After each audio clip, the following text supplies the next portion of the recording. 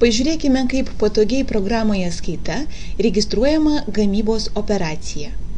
Užregistruokime paprastą gamybos atvejį, kai iš kelių sudėtinių dalių žaliavų pagaminamas gaminys.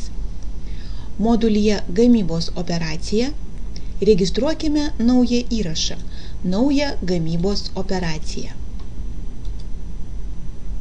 Nurodykime vykdytoją, asmenį atsakingą už šios operacijos vykdymą, bei du sandėlius gaminių, tai pagamintos produkcijos sandėlis, ir medžiagų, tai gamybos žaliavų sandėlis. Šie sandėliai gali sutapti. Patvirtinus bendrą operacijos informaciją pildomas gaminių sąrašas. Gaminys pasirenkamas bendrame prekių sąraše,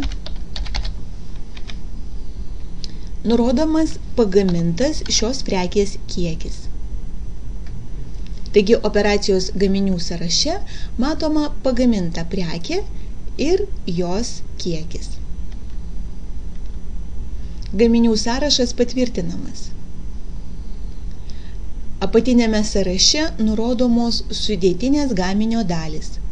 Nurodykime gamyboje sunaudotas medžiagas, jos pasirenkamos žaliavų sandėlio prekių sąraše.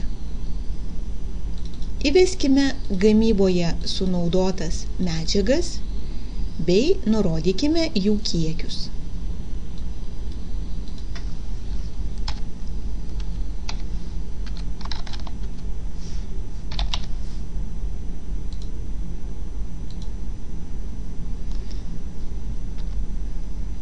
Taigi gamybos medžiagų sąraše matome prekės pagaminimui sunaudotas medžiagas ir jų kiekius.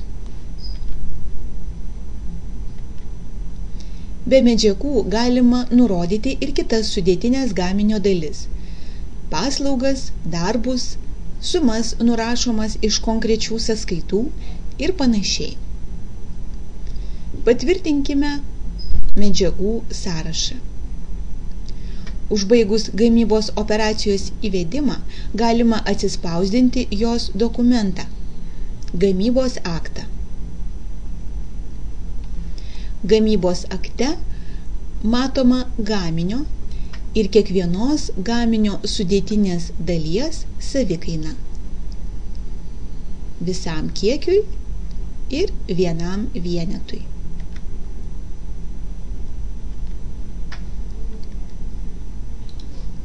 Beje, gamybos operacijos peržiūros metu gaminių sąraše taip pat matoma pagamintos prekės savikaina visam kiekiui bei vienam vienetui.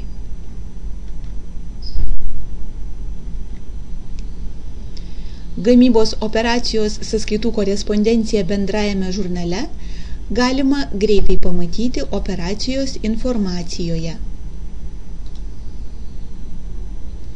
Sąskaitų korespondencija generuojama automatiškai.